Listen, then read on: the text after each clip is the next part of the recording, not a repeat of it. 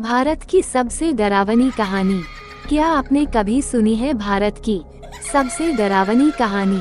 अगर नहीं तो आपको यह डरावनी कहानी जरूर पढ़नी चाहिए। यह कहानी है एक 12 साल के लड़के अनुज की, जो उत्तराखंड के एक छोटे से गांव में अपने माता पिता के साथ रहता था।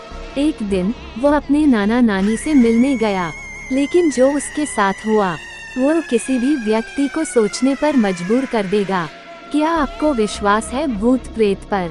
क्या आपने कभी सुनी है भारत की सबसे डरावनी भूतिया कहानी? अगर नहीं तो यह कहानी आपको एक नई दुनिया में ले जाएगी, जहां डर और भय एक साथ मिलके व्यक्ति को हिला देते हैं। यह है वह भूत की कहानी जो आपको कभी नहीं भूलने देगी। आपको हमारी भारत की सबसे डरावनी कहानी भी मजेदार लगेगा। भारत की सबसे डरावनी भूतिया कहानी, भारत की सबसे डरावनी कहानी।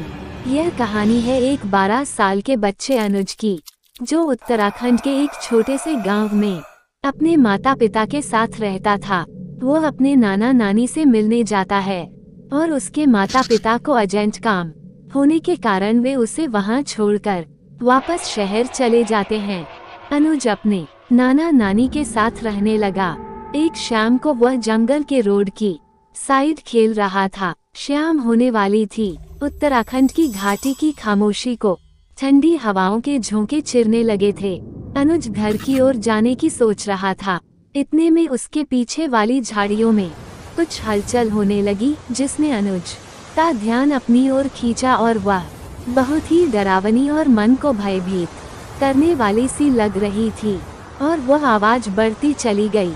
फिर उसे झाड़ियों की ओर से एक सफेद कपड़े पहने हुई औरत उसकी ओर आती हुई दिखाई देती है, जिसकी कोई चेहरा नहीं था, और अनुज उसके चेहरे को देखने की कोशिश कर रहा था, परंतु उसे उसका चेहरा दिखाई नहीं दे रहा था। उसकी डरावनी मुस्कान और उसकी बहुत अधिक डरावनी आवाज से अनुज के पैर वहां पर जम से गए।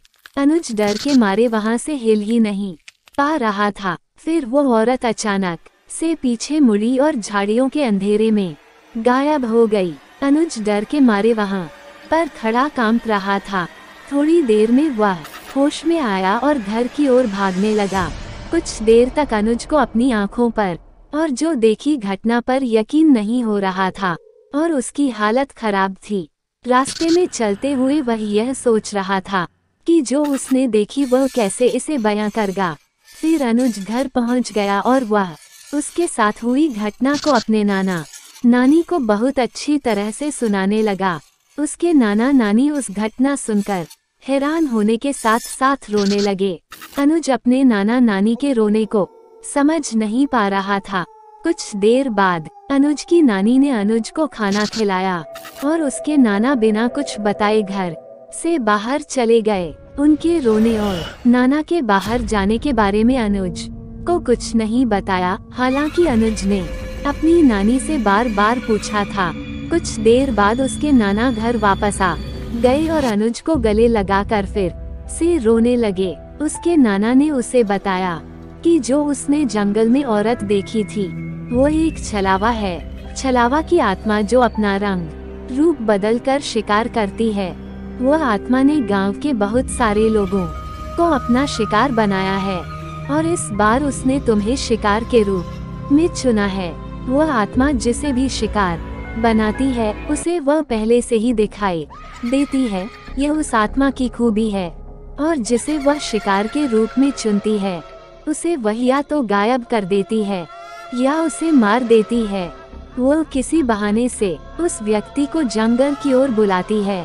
फिर उस व्यक्ति के साथ क्या होता है किसी को मालूम नहीं है, और आज तक किसी को मालूम भी नहीं लगा है। जो व्यक्ति आज तक उस आत्मा के नजर में आया है वो बच नहीं पाया है, और अनुज उसका अगला शिकार होने वाला है। अनुज के नाना फूट फूट कर रोने लगे और वह अपने अंदर साहस पैदा करके अनुज को कहने लगे कि बेटा, तुम्हें डरने की कोई आवश्यकता नहीं है, क्योंकि मैं पास के एक तांत्रिक से लोबान लेकर आया हूँ जो आपकी बुरे साए से रक्षा करेगा। और मैंने आपके मम्मी पापा को भी फोन कर दिया है। वह कल जाएंगे और तुम्हें यहाँ से ले जाएंगे। यह कहकर अनुज के नाना ने वह लोबान कमरे के कोने में जला दिया। लोबान जलाने के बाद अनुज के नाना ने कहा कि कमरे के अंदर जाने के बाद कुछ भी हो जाए पर दरवाजा नहीं खोलना है। यह कहकर नाना ने दरवाजा बंद कर दिया और फिर अनुज अंधेरे कमरे के कोने में बैठकर रोने लगा। वो कमरे में बैठा हुआ सोच रहा था और उसे अपने नाना नानी के रिएक्शन को देखकर कुछ समझ नहीं आ रहा था, और जो उस आत्मा का हुआ हादसा था वो उसके दिमाग से नहीं निकल पा रहा था। उसके कानों में वो खौफनाक आवाजें गूंज रही थी और उसे बहुत ही डर लग रहा था। वह दिन होने का इंतजार कर रहा था। उसके ठीक 2 घंटे बाद दरवाजा खटखटाने की बाहर से आवाज आई। अनुज बेटा, अनुज बेटा, अब तुम बाहर आ सकते हो। अनुज बेटा, अब खतरा टल गया है, तुम बाहर आ सकते हो। अनुज बात को ध्यान से सुनने के लिए दरवाजे के पास चला जाता है।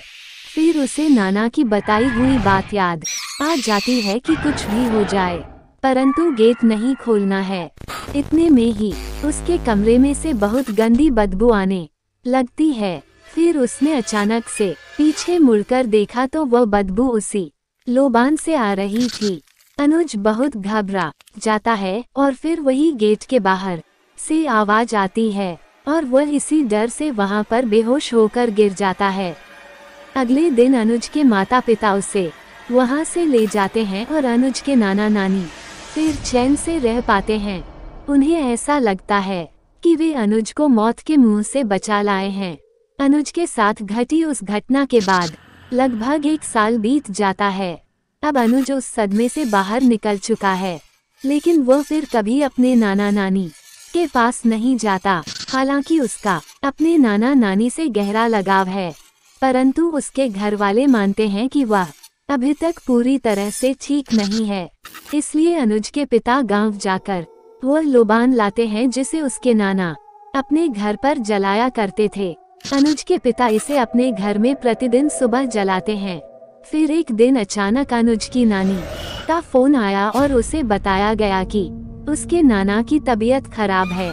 उसने तुरंत अपने माता पिता के साथ उनके पास जाने का निर्णय लिया, लेकिन जब वो वहां पहुंचा तो वह साया अभी भी उसके ऊपर छाया हुआ था। एक दिन किसी बहाने से अनुज जंगल की ओर चला गया और वहीं उस आत्मा ने उसे मार डाला। सारांश: जब हम किसी पुरानी कहानी या लोक कथा को सुनते हैं, हम सोचते हैं कि यह सिर्फ कहानी होगी, लेकिन कुछ कहानियाँ ऐसी होती हैं जो हमें यकीन दिलाती हैं कि कुछ चीजें हैं जो हमारे समझ से परे हैं। अनुज की यह भारत की सबसे डरावनी कहानी हमें यही सिखाती है कि प्रकृति और उसके राज कभी भी समझ में नहीं आते।